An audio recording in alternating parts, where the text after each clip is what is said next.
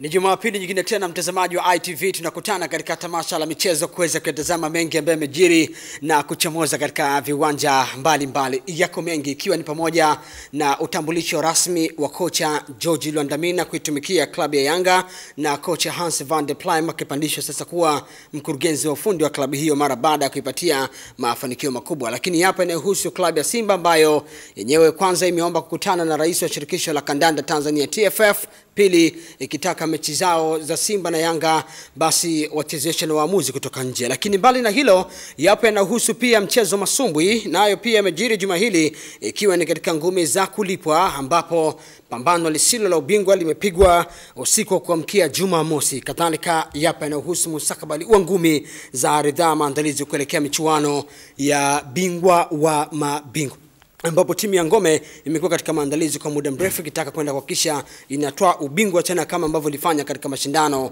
ya taifa ya mchezo wa masumbwi. Lakini kubwa mezani, tutajadili juu ya mchezo wa netiboli na tutaangalia zaidi michuano ambayo ilimalizika, michuano ya kombe la Muungano ambayo uhamiaji waliibuka mabingwa katika mashindano haya yaliyofanyika jijini Dar es Salaam katika viwanja vya Sigara. Basi mtazamaji wa ITV, mbali na haya nyumbani pia yako mengi kunako medani kimataifa. Imekuwa ni wiki ambayo ikitoka kwenye kalenda ya FIFA na mara baada ya kalenda ya FIFA ikaingia kwenye mashindano pia ya club bingwa barani Ulaya pamoja na michuano ya Europa League ama mashindano ya Ulaya madogo mara baada ya club bingwa Ulaya.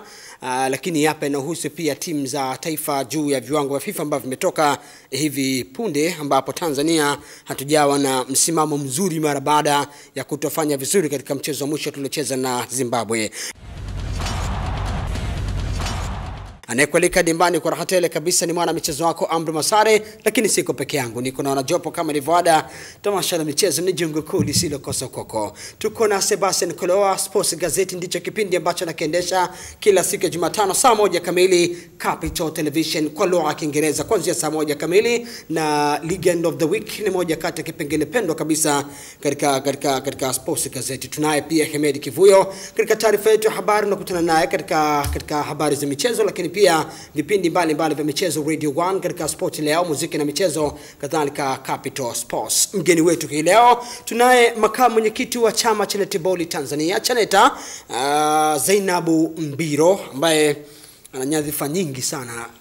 Kishapita kwa awali ni mdau wa michezo mkubwa sana, si tu mchezo wa netiboli, kadhalika mchezo wa riadha amekuwa karibu sana, lakini pia michezo kwa ujumla amekuwa karibu sana.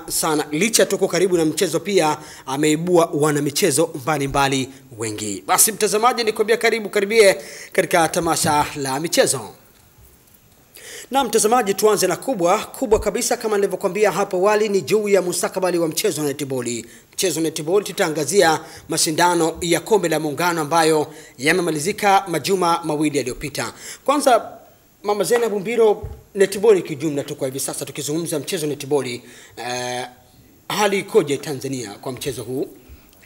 Nashukuru sana ndugu Amri Masare na jopo zima la ITV Radio 1 kwanza kwa kutambua umuhimu wa michezo na kuhabarisha Watanzania ambao wanapenda sana michezo kuliko kitu kingine chochote. Lakini sana niseme tu kwamba mchezo wa netball ni mchezo mama kama ilivyo soka mchezo baba. Watu wakitaka kujua Chaneta ni nini, mimi huwa nawaambia ni TFF ya wanawake. Basi wanaelewa vizuri zaidi kwa sababu wao wanajua TFF ndio michezo kupitia soka.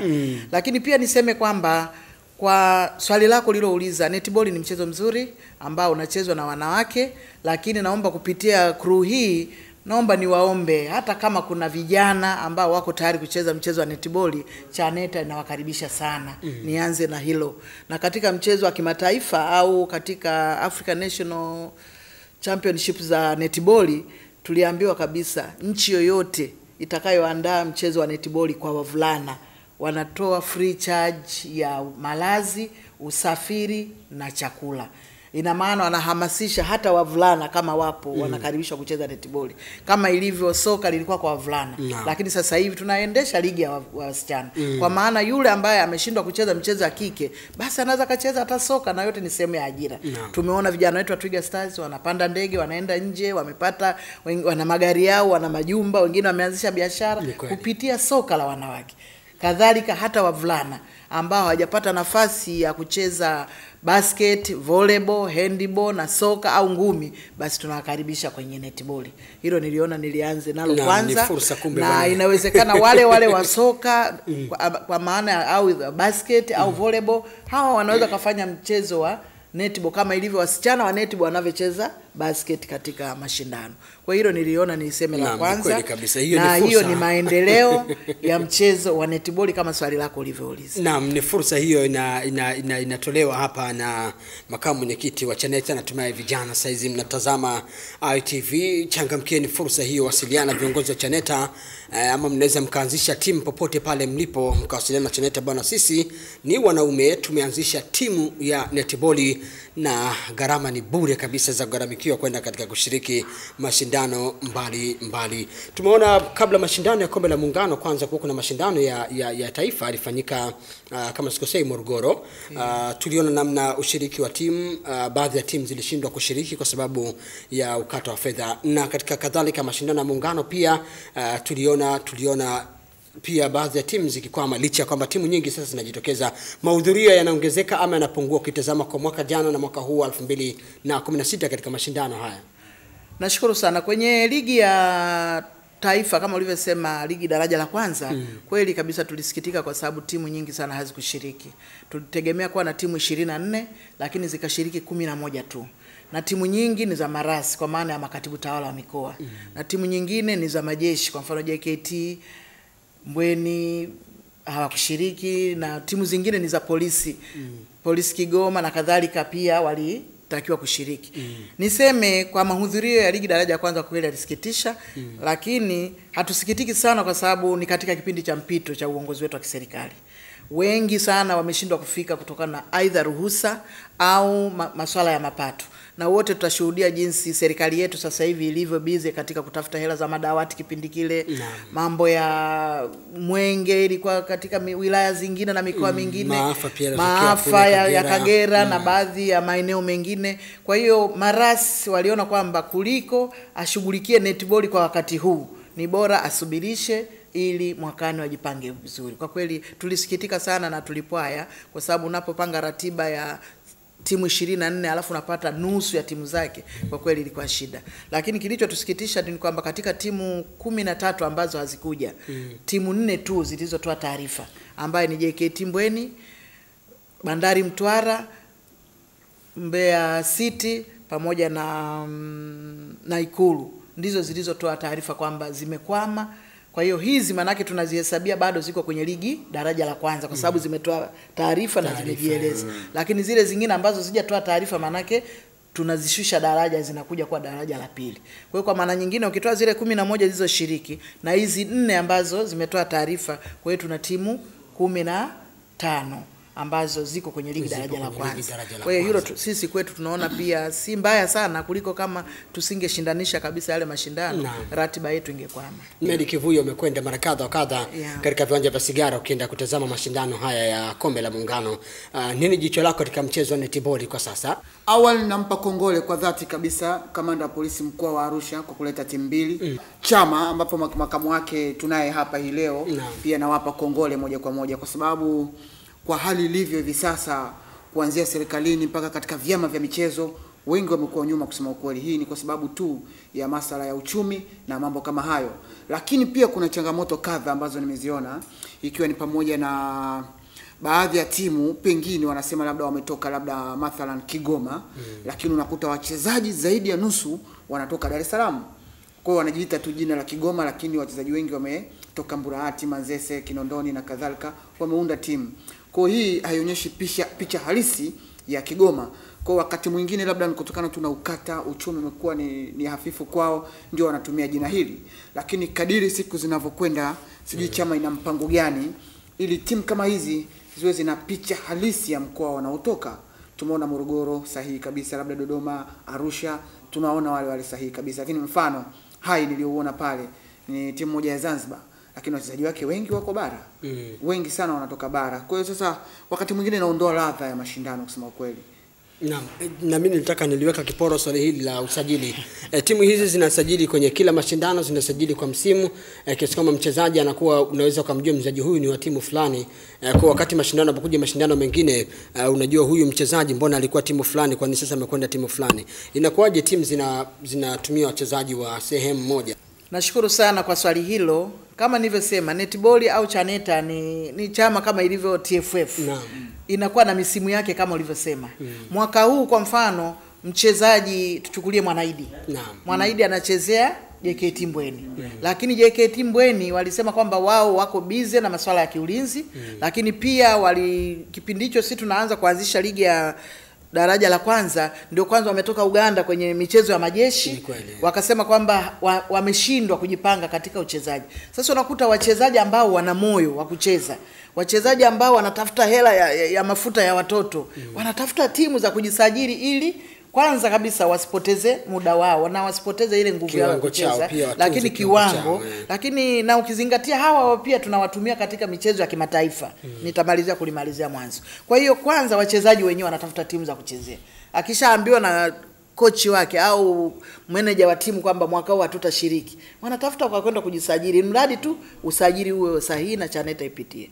Kwa hiyo wale walijisajili toka kwenye ligi daraja la kwanza, kisheria hawezi kujisajili kwenye mashindano haya ya muungano. Walijisajili kwenye ligi daraja la kwanza kwamba wao wanachezea hivi. Lakini la pili, hata team managers katika kutengeneza umuhimu wa timu zao, kama tunavyosikia kwamba Simba anakuja Okwi, mara leo anasema hasiji. Ni hayo yani ni hayo, hamna tofauti, kwamba either managers wanatafuta jinsi ya kuimarisha timu zao ili performance ionekane na jina la either uhamiaji au polisi lionekane, au wachezaji wenyewe wanatafuta pa kuchezea. Na usajili wa mchezaji katika timu unadumu kwa muda gani? Baada ya mashindano kumalizika ama msimu? Msimu mmoja. Yani sasa hivi kwa mfano tumaliza ligi ya muungano. Mwanaidi mashindano ya mwaka tumeshayamaliza. Mwanaidi yuko ruksa kurudi sasa kwa ajili ya kushiriki kwenye timu yake au hata nyingine. Unaweza kukuta mwakani kwamba anachezea Ikulu. Yaani haina tofauti kama ilivyo kina Kesi wako huku, akina Yondani wako huku. Tunaona Mahela anagawika pale. Yaani ni hayo. Ndio maana nikasema huu mchezo ni TFF ya hapo nakupa kongole. Unataka huko. Sebastian Kolowa muda mrefu unamsikiliza Mama Mbiro akizungumzia juu ya mchezo wa netball. Kivuyo amechagiza swala la usajili. Unatazamaje mchezo wa netball? Unajua hivi ni vilabu tunavyovizungumzia. Nafikiri tunavyovizungumzia. Sio timu za mikoa. Ni club. Ni vilabu. Kwa hiyo kama ambavyo mchezaji Mgosi alikuwa anatoka Simba kaenda kucheza Morogoro. Kaenda kucheza Morogoro Mtibwa kule. Ni kwamba ni vilabu. Kwa kilabu kinaweza kwenda kuchukua mtu kutoka sehemu yoyote. Tunaomba Mungu jinsi inavyozidi kuendelea, tukipata wadhamini wa kutosha kwenye netball na watu wengine waweze kutoka hata nje ya nchi kuja kufanya ligi ziwe ndio nafikiri inawezekana.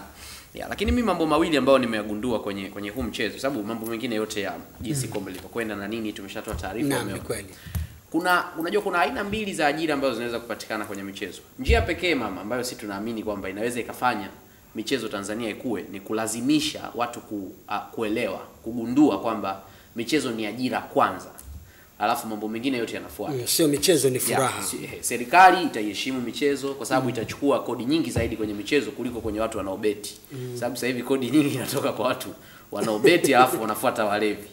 Kwa hiyo michezo inatakiwa hiyo, na ndio nchi nyingi zilizoendelea michezo wana michezo ndio wanatoa kodi kubwa kuliko watu wengine wote. Kwa hiyo kuna aina mbili. Kuna aina ya kwanza ambayo ni mtu anakuwa mwana michezo tu na analipwa na michezo. Mfano, watoto wetu ambao wapo mashuleni sasa hivi tunashuhudia kwenye michezo mbalimbali. Michezo ambayo sasa mengine ndio kama hivyo pesa za madawati zinasababisha inasimama kidogo. Lakini michezo hii ndio tunategemea kama ambavyo soka lina TFF au hivyo vyama vingine vinatoa wana michezo au wacheza soka kutoka kule mashuleni kwenye mashindano ya mashuleni. Vile vile michezo mingine nayo ifanywe hivyo. Mfano netball. Mimi na experience ya netball kwamba wachezaji wengi wa mashuleni wanakujaga kuchukuliwa tu wakati wa mechi ama wakati wa mashindano, kwamba jamani UMISETA imefika na timu yetu lazima iwe na timu ya netball. Nani mrefu? Nani anaweza kudaka? hebu join hapa. Wewe sasa utakaa hapa, ndo anaanza kuelekezwa. Lakini tungewaelekeza hawa watoto, yani michezo ikaingizwa kwa nguvu zote. Kule ikawa inachezwa mara kwa mara kabla ya mashindano, kama mpira wa miguu unakuta shule na uwanja mpira wa miguu. Muda tu wa michezo ukifika, kuna wadada wanaenda kubadili kabisa nguo. Sio wanacheza na uniform zao, wanabadili nguo, wanaenda kucheza netball. Then ikifika mashindano kunakuwa na timu kabisa zimesimama. Hivi ndio namna pekee ambayo mchezo utakuwa, sababu mchezo unahitaji fedha. Na fedha zinatoka kwa wadhamini. Wadhamini wanaingiaje wakati hawaoni umaarufu wa mchezo? Wakiona umaarufu wa mchezo watakuja tu. Kwani kabadi wameenda kukaa muda gani India? Naam, wamekaa takriban muda mrefu. Kwa sababu wadhamini wameona huu mchezo mzuri, kwa watu wanaenda kule. Wiki iliyopita mama, tulikuwa na mchezaji wa kabadi, alikuwa mwanariadha. Amesema riadha ameweka kando. Na riadha ndio mchezo maarufu, lakini yeye ameenda kule kwa sababu ameona kuna manufaa. Kwa hiyo ni aina moja wapo ambayo mtoto anaweza akakua akiamini kwamba ninaweza kuwa mchezaji wa netball nikalipwa pesa nyingi. World Cup ya netball imechezwa mwaka jana. Mshindi alikuwa Austria nafikiri. Naam. Austria walivyoshinda, maana kuna timu ambazo kuna wachezaji ambao wanalipwa kwa netball tu. Hawajaaga makazini wako kazini wanalipwa na netball. Hiyo ni aina moja wapo. Lakini mfano wa pili ni timu zetu za majeshi ama Ikulu kama hivyo na nini. Kama nakumbuka vizuri, nafikiri timu ya jeshi la Tanzania kwenye mashindano ya majeshi netball ndio sisi tulichukua. Ni sawa Ni sawa. Ambaye ndo Mwanaidi anatoka huko. Moja kati ya wachezaji warefu. Hongereni sana. Asante sana. Tunampa hongera sana bwana BBM Mwanaidi. Lakini tunachosema ni nini? Kwamba wale wana ajira yao kama wanajeshi. Lakini inapotokea mashindano, kwa sababu wanacheza kila siku hiyo netball, wanafanya mazoezi ya netball. Yakitokea mashindano ya majeshi wanafanya vizuri kule, wanajipatia sifa, wanapata faida mbalimbali. Hawa wanariadha tunawaona wa Kenya na wa Uganda ambao wanashinda, kama yule mwanariadha wa Uganda ambaye alishinda kwenye Olympics. Yule alikuwa ni Kipchoge kama sikosea. Ni mwanajeshi. Nyumbani ni mwanajeshi, na alivyorudi akapandishwa tu cheo na akapata faida na nini na pesa akapata. Kwa maisha yake yanaendelea kwa sababu ya michezo. Kwa aina ya pili ambayo tunaweza kuforce sana hizi timu za association, za organizations. Tuangalie hapa ITV hapa, wadada zetu wale ambao wanaweza kufanya michezo. Tunaona kipembele mzuri, anaweza kawa shota mzuri, maana ni mrefu. Wakatusaidia hapa na uzuri MD wetu pia anapenda michezo, anapenda netball. Tukaangalia kama kwenye hizi organizations sio lazima majeshi peke yake ndio tuwaachie. Hapana. Na huku nako kuwe na viwanja, kwa sababu michezo ya aina hii ndio michezo inayotoa watu. Sio soka peke yake, kwa sababu soka tayari lina watu wengi sana. Kama mama alivyosema hapa, vijana wa kiume. Mwenyewe nimeshaanza matizi hapo. Sababu mimi nacheza kikapu. Nimeanza kupiga break, maana unajua netball inahitaji sana break zile. Nimeanza, lakini ile ni muhimu kwamba mtu anaweza kupatiwa ajira. Vijana wa sasa hivi wanasema bwana hamna michongo. Hakuna mimi, lakini ndio kama hivyo mama akashawapa mchongo jamani. Ungalieni timu ya netball hapo, mnakwenda vizuri kabisa. Kwa mfano mashindano ya World Cup ya mwaka jana yalifanyikia Austria. Mwezi wa 5 tuna mashindano ya Afrika Kenya. Naona mwezi wa 5 yanafanyika Kenya. Timu inangojelewa iende mwezi wa 5 Kenya. Bure malazi na uli. Unaweza ukapata nafasi ya kwenda Kenya. Nashukuru sana. Lakini kwa namna ambayo amezungumza Sebastian Koloa, inanilazimu mama nikuulize pengine inachosababisha labda mchezo huu unakosa watu wanaweza kuwepo wanapenda, lakini viwanja imekuwa ni changamoto kubwa vya netball. Mimi nishukuru kwanza kwa mazungumzo yake ndugu yangu mwanangu Koroa, alichokizungumza kwa kweli ni sahihi kabisa, na katika umri wake nadhani enzi za ujana wake kuanzia shule msingi mpaka sekondari netball haikuwa kama ilivyo leo. Wakati ule kulikuwa na timu ya Bandari, kulikuwa ya Posta, lile swala la kutoka mashirika kujitoa au taasisi za kubwa kujitoa ndio kumeleta hapa, kumebakiza majeshi peke yake. Na kitu kingine ambacho tunakitegemea zaidi sisi vyama vya michezo sasa hivi ni mashindano ya UMISETA na UMITASHUMTA, ndiko tunakovuna. Kwa mfano mwaka huu tungeenda Mwanza kwenye ligi ya UMISETA, tungepata wachezaji wangejazia, ingekuwa ndio youth yetu. Kwa sababu timu zetu sisi netball youth ni wale wa UMISETA au wa UMITASHUMTA.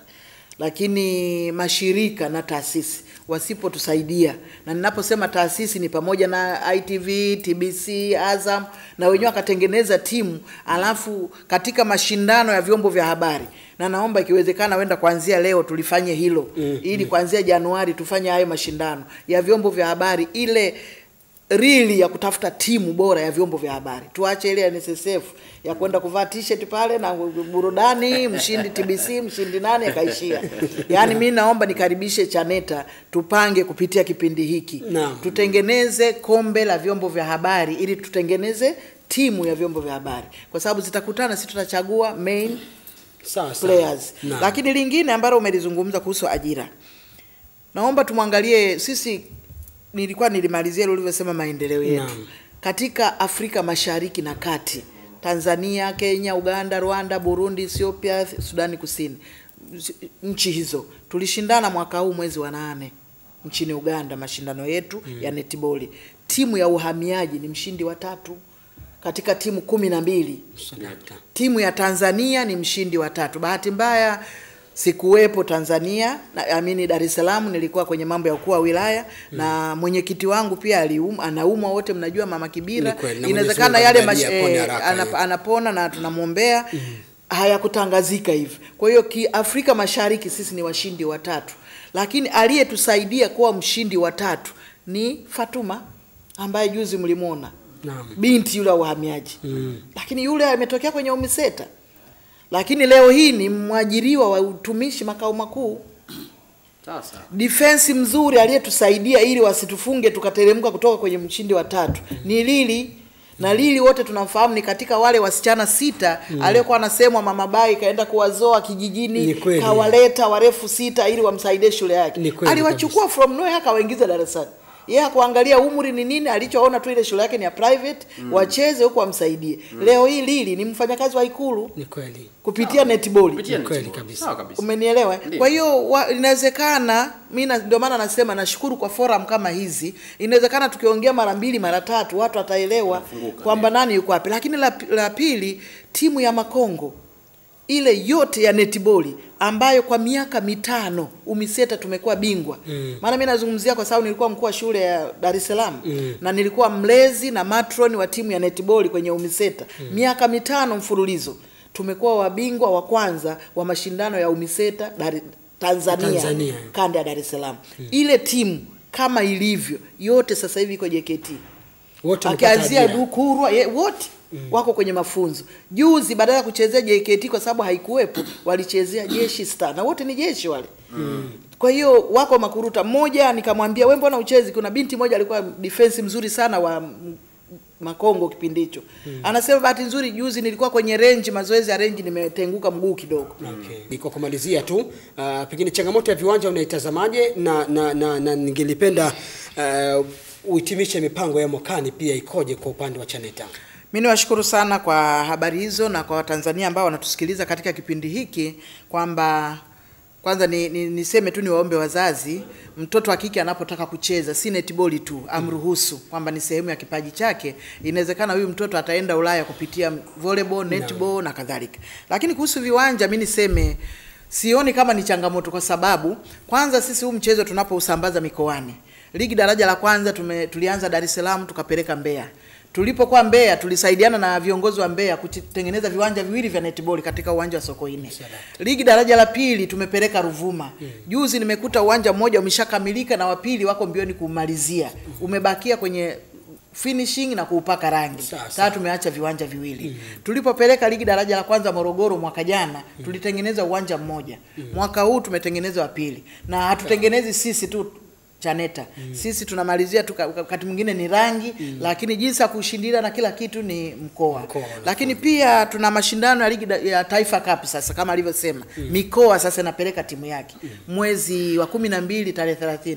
Tumeacha kwanza watu wale Christmas, tumalizie na Taifa Cup. Dodoma tayari tuna viwanja 2. Kwa hiyo kwa ngazi ya taifa sisi hatuna mkoa ambao tutapeleka mashindano tutakosa viwanja na bila kuacha uwanja. Na tunachofanya kwa mfano Songea, Ruvuma tulivyoenda kwenye ligi daraja la pili, baada ya kukarabati na mashindano tumeachia nyavu, tumeachia na mpira. Morogoro pia tumewaachia mpira, tumewaachia na nyavu. Kwa hiyo tunaachia na vifaa vya timu kuendelea kufanya mazoezi kama sehemu ya motisha. Lakini ukisema pia kwenye vilabu, kila kilabu kwa mfano ukisema Ikulu, hatuhitaji siku watengenezea uwanja, wanawao wajeshi. Kwa hiyo viwanja sio issue. Viwanja kama ni tatizo liko kwenye shule, kwenye mashule hapo nakiri.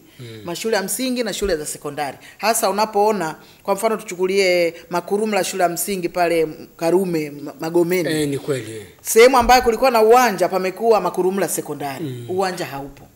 Ukisema Mgabe sekondari, palipokuwa na uwanja sasa imekuwa Mgabe shule ya msingi. Eneo ambalo ilikuwa inatumika kama uwanja imekuwa Mgabe sekondari. Kwa hiyo karibu kila shule kule kuimega shule ya msingi kutengeneza sekondari ndio kumeleta huo uhaba wa viwanja. Lakini bahati nzuri katika mashindano ya UMISETA tulikuwa tunafanya kwa ngazi ya kanda. Kwa hiyo tulikuwa tunachagua shule ya Mgabe ina uwanja wa basket, mashindano ya basket tunafanyia pale.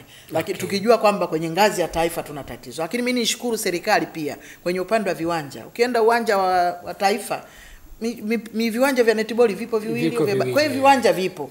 Tatizo tu ni watu kuwa na moyo wa kufufua mchezo wa netball. Sasa kwa kumalizia mama, kwa sababu nimesema mwakani mwezi wa 5 kuna mashindano ya Afrika yanafanyika Kenya na timu ya wanaume ni bure. Tutakapokuwa tayari, ukitaka tuandae mchakato wa kupata wachezaji wa timu ya wanaume, sisi tutakuwa tayari kuanza kampeni ya kuwatafuta wachezaji hao. Mimi naomba tuanze leo.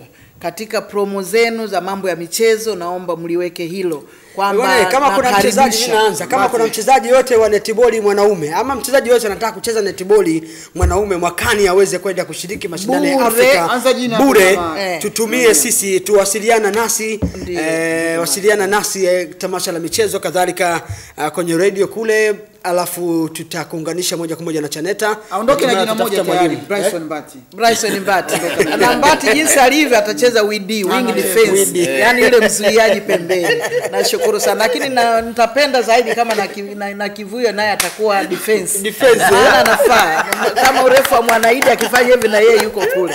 Na waombeni sana, bure, unasafirishwa bure, unalishwa bure, unalala bure. Maana yake na posho yako na shopping ya Mombasa kabisa. Naombeni ITV kwa kweli mnisaidie tutatengeneza timu hiyo mama. Na Chaneta tuko tayari kuleta wataalamu kwa ajili ya kuwaeleza zile anazosema Koloa jinsi ya kufanya break. Maana sio kama basket ukimgusa ni contact, ukimkaribia ni obstruction. Kwa hiyo lazima kujifunza speed na break. Tutawafundisha. Asante sana mtazamaji wa ITV tamasha la michezo. Zainab Mbiro, makamu mwenyekiti wa chama cha netball Tanzania, mkuu wa wilaya mstaafu, tuko naye hapa, lakini pia mwalimu mkuu. Nikwambia awali ana sifa nyingi kweli, ashakuwa mjumbe wa baraza la michezo, vyama vya michezo mbalimbali, amekuwa mjumbe wa kwenye riadha na kadhalika, mjumbe wa baraza la michezo, na kesho kwenye RT. Nataka nikagombee nafasi ya makamu utawala administration. Sasa hizi nimestaafu walimu, nimestaafu DC, niko tu nyumbani naishi kuwa bibi tu. Sasa ngoja nitumikie nafasi hiyo kwa muda uliobakia kwenye mambo ya michezo. Na bahati nzuri nilisomea Butimba michezo miaka miwili. Kwa mchezo wote hata ukiniambia leo anzisha swimming niko tayari. Uko tayari, kimbia football uko tayari. Tena hiyo ndio yenye nilikuwa goalkeeper. Tena nilikuwa goalkeeper. Na kwenye handball ni goalkeeper. Yaani nacheza tu vyote na. Asante mtazamaji, break fupi, tukirejea ni habari za kitaifa.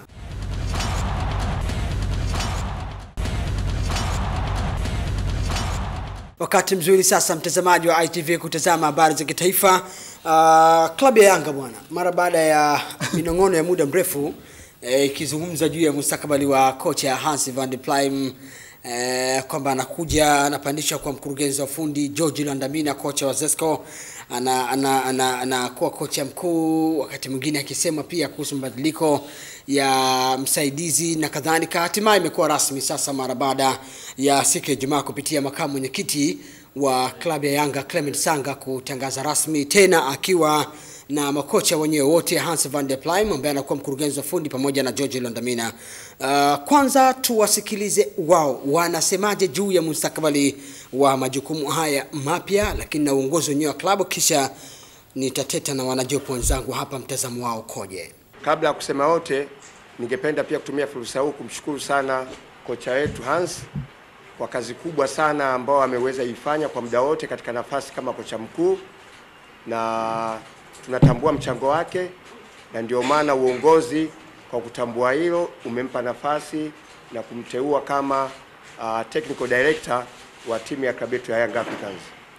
Wakati huo ningependa kutumia fursa hii pia kumkaribisha kocha wetu mkuu mpya ndugu George. Nafikiri amechukua nafasi kubwa sana kwenye vyombo vya habari mara nyingi, lakini kama mnavyofahamu alikuwa ametokea timu ya Zesco na amekuja kushirikiana nasi kuanzia pale ambapo Hans alifikia, na yeye ataendelea pale. Together with what has been achieved, hopefully will be able to take the football of Young to another level. We'll be able to advance in the Champions League, whether in the local league. But for sure, in life, what is important for one is to face new challenges. Na mtazamaji wa ITV, kama nilivyokuambia mara baada ya kusikiliza wao, Sebastian Koloa, George Lwandamina hatimaye anakuwa kocha mkuu anayefundisha sasa Yanga, wakati mkurugenzi wa fundi anakuwa Hans van der Pluijm. Lakini makocha wasaidizi wao watakuwa na majukumu ya kuamua je, waendelee na hao walionao kina Juma Mambusi pamoja na Juma Pondamali Mensa ama watafute wengine. Unatazamaje hili la mabadiliko haya katika benchi la fundi la Yanga? Benchi la fundi la Yanga sasa limekuwa zito. Limekuwa lina watu wenye experience zaidi. Limekuwa na watu wawili ambao wote ni wanaufahamu mpira wa Afrika. Lwandamina akiwa anaufahamu zaidi mpira wa Afrika, sio wa Tanzania sana, lakini anaufahamu mpira wa Afrika, lakini anasaidiwa na mtu ambaye ameshakuwa Yanga kwa miaka kadhaa. Kwa hiyo anafahamu zaidi wachezaji na nini na vitu kama hivyo. Kwa hiyo ni positive, ni kitu chanya, ni mabadiliko chanya kwa ajili ya Yanga, na hata kocha mwenyewe tumemsikia amesema kwamba mabadiliko ni muhimu kwenye maisha. Na ni kitu kwa sababu kwa wamekubaliana, basi ni jambo jema. Lakini swala ambalo mimi niko nataka nizungumzie ni kwamba tatizo kubwa ambalo linajitokeza sana kwenye vilabu vyetu vya Tanzania sio kuwa na benchi la ufundi, ni kulisikiliza hilo benchi la ufundi. Sasa kwa sababu unajua tunasemaga kwamba hata kama akija nani ambaye amekuwa na mafanikio sana sasa hivi ya Jurgen Klopp na wa Liverpool, hata akija pale Simba ama Yanga, hivi vilabu viwili vimekuwa na desturi ya kwamba kocha hasikilizwi mno, unless otherwise tu timu iende vizuri. Kwa mfano kama Yanga hawajakuwa na lolote la kumzungumzia sana kocha kwa sababu walikuwa wakishinda. Lakini decision ya kumtoa kuwa kocha na kumpeleka kuwa mkurugenzi wa ufundi ni kwa sababu kidogo hali ilikuwa tete kidogo. Palitetereka kwa mazuri hapa mwanzo. Na tulizungumza, nafikiri Ahmed Kivuyo alizungumza na mjumbe mmoja wapo wa kamati, na akaonesha kabisa dhahiri, hakusema maneno kabisa, lakini alionyesha dhahiri kwamba wanachomaanisha ni kwamba, nasema alitoa mfano kwamba Zidane wa mwaka jana na Zidane wa mwaka huu sio yule. Umeelewa? Kwamba kocha anaweza kuwa alifanya vizuri, lakini sasa hivi hatuoni kama anafanya vizuri. Umeelewa? Kwa hiyo ndio jinsi soka letu linavyoharibikiwa. Wala linaharibikiwa kwa staili hiyo tu. Stewart Hall pia aliwahi kulalamika kwamba tatizo la mpira wa Tanzania ni kwamba makocha hawasikilizwi. Na tulikuwa hapa na mkurugenzi wa mwenyekiti wa kamati ya usajili sawa kabisa, Zakaria Hanspo, na akatuambia kabisa, unajua hawa makocha sometimes hawajui kwenye mechi ya Simba na Yanga yeye anaweza akampanga mtu, lakini ni kwa sababu hajui. Umeelewa? Kwa hiyo akaonesha yani yeye alikuwa kama sample ya viongozi wa Tanzania wanawachukuliaje makocha. Umeelewa? Wanawachukuliaje walimu. Kwa hiyo kwa kweli nia ya Yanga kuleta kocha mpya, lakini asaidiwe na kocha aliyekuwepo ambaye naye pia anafahamu zaidi haya mambo, ana uwezo, ana experience nzuri zaidi, ni jambo zuri na ni jambo chanya, na linaweza likaipandisha Yanga na pia ikapandisha mpira wa Tanzania. Lakini je, wale waliokuja sasa watasikilizwa? Kama watasikilizwa itakuwa jambo jema, kama watasikilizwa itakuwa yale. Sebastian Koloa, Ahmed Kivuyo anasema tatizo kubwa si mabadiliko tu ya benchi la ufundi, lakini ni je, hao walimu wenyewe watasikilizwa? Hilo ni jambo jingine kusema kweli ambalo pia nafikiri ni maradhi tu ya vilabu vya Tanzania ya muda mrefu. Lakini pia Yanga nafikiri wameangalia mbali zaidi, si tu katika ligi, wakiangalia rekodi ya Lwandamina juu kuhusiana na michuano ya Afrika. Ameshaipeleka Zesco mahali pa juu sana katika michuano ya Afrika. Lakini pia si mgeni sana kwa michuano kwa timu za Afrika. Hilo pia wameliangalia kwa sababu hata Juma Liuzio pia unakumbuka alikuwa kule, aliwahi kupita kwa Lwandamina. Lakini pia alipokuwa anaifunza timu hiyo Zesco pia aliwahi kucheza na Simba. Kwa hiyo made in Africa anaifahamu vizuri football angalau. Lakini pia upande wa pili wa turufu, haimaanishi Yanga ndio imekata tiketi ya kufanya vizuri kwenye michuano ya Afrika kumleta George. Haimaanishi hivyo, hiyo inategemea sana. Lakini pia kidogo nimeanza kuondoa yale mashaka yangu kwamba huenda Yanga haitofanya vizuri katika mzunguko wa pili kwa sababu ya mwalimu mpya, mfumo mpya na kadhalika na kadhalika. Hilo naanza kuondoa hofu. Naanza kuondoa hofu kwa sababu gani? Naanza kuondoa hofu kwa sababu ya kwanza ni made in Africa, ni nembo, ni tayari anaifahamu soka ya Afrika, hata Afrika Mashariki. Pili, anakuwa na wale watu ambao tayari walikuwepo katika benchi la ufundi, ambao tayari walikuwa na Yanga mzunguko wa awali na hata misimu 2 na 3 iliyopita, kwa ataendelea kuwa nao. Hilo pia linaondoa hofu Yanga huenda isifanye vizuri. Lakini pia Yanga wasitaraji mazuri. Ubaya ama uzuri wa George hatuwezi kuona katika mechi angalau 5 au 3 za mwanzo, ama mechi ya Simba na Yanga, ama mechi ya Simba na Yanga pekee hatuwezi kuona pale. Ni muda pekee ndio utakaoongea kwa kumpa mwalimu muda, kama yeye alivyokuwa anazungumza hapa kwamba yeye ni muumini mkubwa wa kumnyang'anya, yani wa kufanya timu yake ikae na mpira, si adui. Alafu pia ni muumini wa mashambulizi, kushambulia zaidi, falsafa ambayo hata Hans ni ya kwake hiyo, kwamba timu ishambulie zaidi.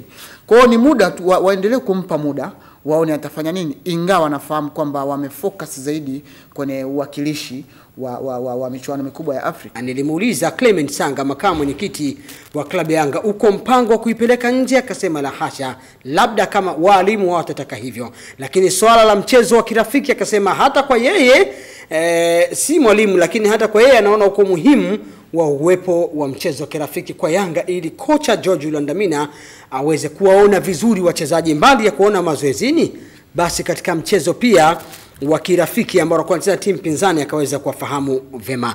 Lingine kubwa ni katika upande wa klabu ya Simba. Kwanza tupate fursa kumsikiliza afisa habari wa klabu ya Simba Haji Manara.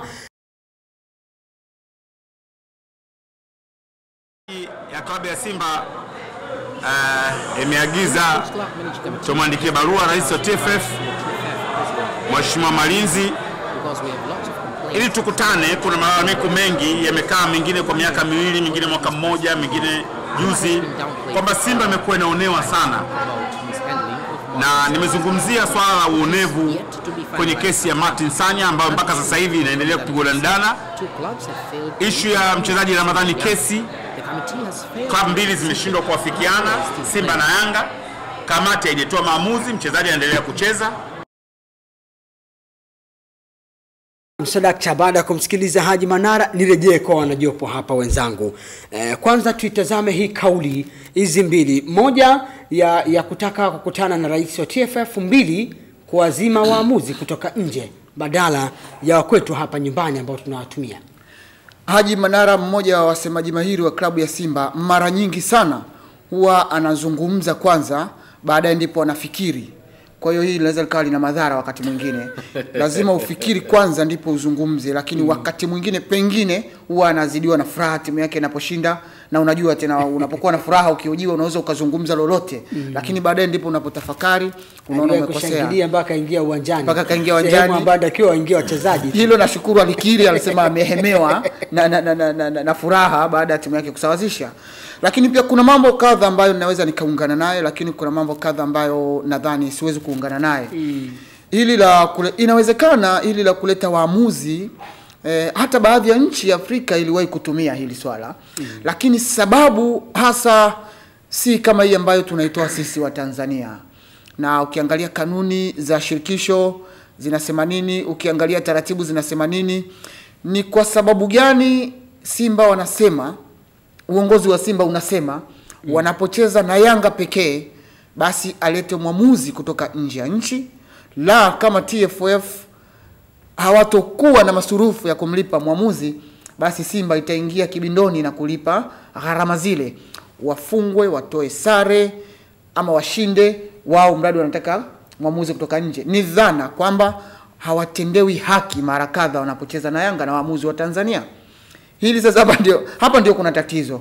Je, ni kweli ama si kweli? Kila mmoja anakuwa na mtazamo wake. Lakini kuleta mwamuzi kutoka nje ingawa si dhambi, lakini hii inamaanisha nini? Waamuzi wa Tanzania hawana viwango vya kuchezesha mpambano mkubwa wa Simba na Yanga. Lakini sio kusema tulete tutakuwa tunafuga maradhi kama waamuzi pia simuona wanachukuliwa hatua na TFF. Naam, wanachukuliwa hatua. Wanapokosea. Seba, unalitazamaje hili? tulikuwa na muamuzi mstaafu hapa. Naam. Akatueleza matatizo mbalimbali yanayosababisha waamuzi wetu. Kwanza akatueleza kabisa dhahiri kwamba waamuzi wa Tanzania viwango vyao haviridhishi. Waamuzi wa Tanzania. Sio wote of course, lakini wengi wao. Na akatuambia kwamba mchezo mmoja wapo ulionyesha ni mchezo wa Simba na Yanga. Na mchezo ule ulionyesha udhaifu kwa muamuzi. Sio mimi siwezi kusema kwa kupendelea tu kwamba alipendelea Yanga, lakini alionyesha tu udhaifu kwa ujumla. Yaani alishindwa kuhandle mchezo. Umenielewa? Lakini hii haimaanishi kwamba mechi ya Simba na Yanga pekee ndio inahitaji muamuzi mzuri. Mechi zote za ligi kuu zinahitaji waamuzi wazuri. Sisi tunachotakiwa kufanya ni kuhakikisha kwamba hili swala la uamuzi linakuwa na hadhi yake.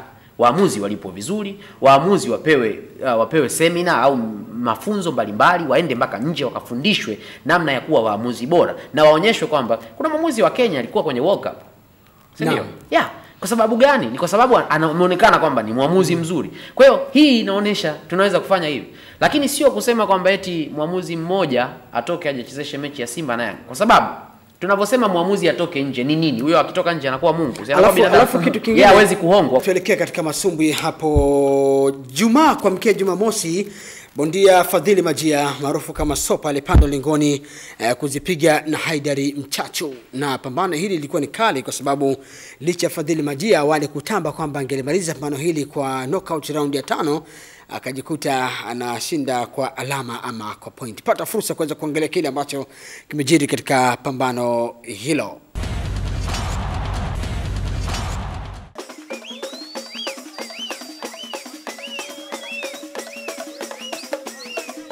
Wiki hii kamera ya tamasha la michezo iliweka kambi kwenye pambano la kukata na shoka lililokuwa likisubiriwa kwa hamu na wana masumbwi la kuvunja ubishi baina ya bondia Fadhili Majia Stopa dhidi ya Haidari Mchachu kwenye ukumbi wa Manyara Park ulioko CCM Tandale. Katika pambano hilo lisilo la kuwania ubingwa wowote lilitanguliwa na mapambano ya awali yakiwa na mabondia wakali ambao yalionekana hakukuwa na mzaha.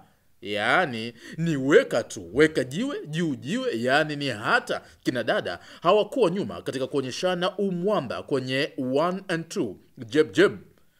Hapa ndipo tunawaona wanadada wakizichapa na kuonekana kama mmoja ana uzito mkubwa na kumzidi mwenzake kwa kina na mbinu mpaka kurusha makonde. Kwenye pambano hilo ulimalizika kwa mwanadada Feriche kumtandika kwa pointi mwenzie Victory Hicho maarufu kwa jina la Dumpa. Hapa anatujuza nini kimempelekea hadi kupoteza pambano. Pinzani wangu iko vizuri kwa upande mmoja au mwingine, kwa sababu kuna vitu ambavyo tunatofautiana. Ugumu raundi ya kwanza mpaka ya 4 katika kwepa. Hii ni moja hapo ya changamoto. Kingine ni kuwa sijajiandaa vizuri kwa sababu na 1 wiki kwa mazoezi tu. Na nilikuwa sijui kwamba napigana na nani ambaye nilikuwa nimeambiwa kakataa game, ambao jana kwenye weight hakuja. Leo nimetoa mtu mwingine, ila nimepambana naye, namshukuru Mungu nimemaliza raundi zote na nimeshinda kwa point. Baada ya pambano la utangulizi kumalizika, ndipo pambano lilokuwa la wababe la raundi 8 likawadia kuonyeshana kazi kati ya Fadhili Majia dhidi ya Haidari Mchachu, wote wakicheza KG 55 wakisindikizwa na vigoma. Katika raundi ya kwanza, bondia Fadhili Majia alionyesha ukali wake baada ya kumtandika mpinzani wake ngumi kali na kumpelekea chini na kuwapa mashabiki wake imani kuwa mchezo utamalizika kwa raundi za awali.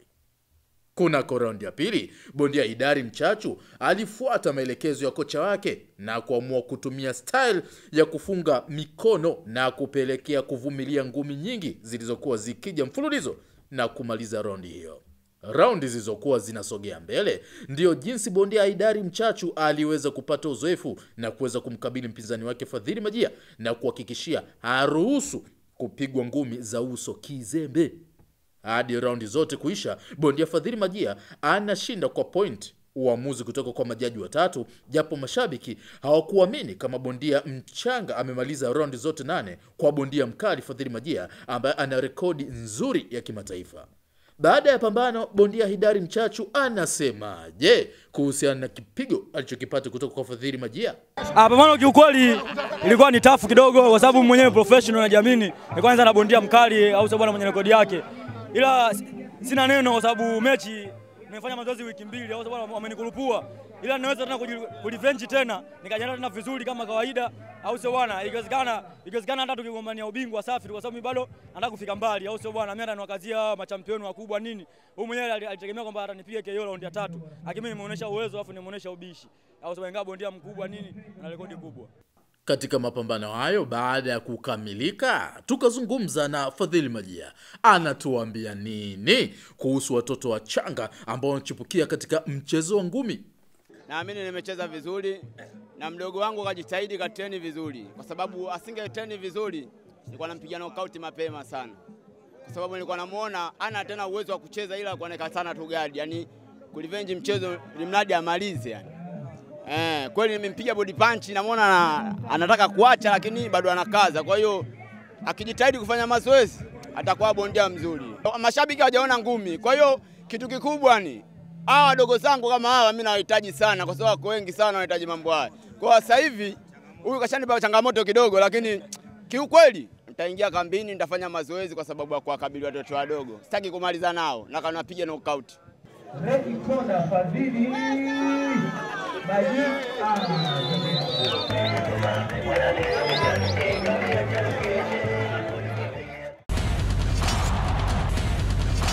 Naam, sadakta mtazamaji wa ITV, na shukrani kwa makala nzuri ya mseto michezo iliyoandaliwa na Ahmed Kivuyo juu ya mchezo mbali. Basi mimi nikushukuru sana tena sana kwa nasi katika tamasha la michezo. Mama Mbiro, kila la kheri nawe pia tunakuombea uweze kuibuka na ushindi katika uchaguzi huu wa RT, nafasi ya makamu mwenyekiti. Tunaamini uzoefu wako uliopata katika ukuu wa wilaya, uzoefu wako uliopata katika michezo, taaluma michezo na michezo mbalimbali itatusaidia kuweza kupiga hatua katika mchezo riadha. Kila la kheri. Lakini pia wagombea wengine akiwemo rais na mkuu wa wilaya na mkuu mkoa wa Simiyu sasa Anthony Mtaka ambaye anawania nafasi ya urais wa RT, wengine wanariadha kama kina Gida Budai ambao wanawania nafasi hiyo pia. Nanyi pia kila la kheri katika uchaguzi mkuu wa shirikisho la riadha Tanzania. Na mtazamaji wa ITV, kwa niaba ya wanajopo wenzangu akiwemo Sebastian Koloa, usikose kumtazama Jumatano Capital Television saa 1 kamili katika Sports Gazette. Lakini pia mwenzangu mwingine hapa ni Ahmed Kivuyo katika habari za michezo ITV Sports leo, Capital Sports pamoja na muziki na michezo Jumamosi kuanzia 7:30 mpaka saa 10 unakutana naye akiwa na Halidi Msabaha. Mimi ni mwana michezo wako Amri Masare. Hadi wakati mwingine mtazamaji, nikwambia uwe na kheri na baraka tele.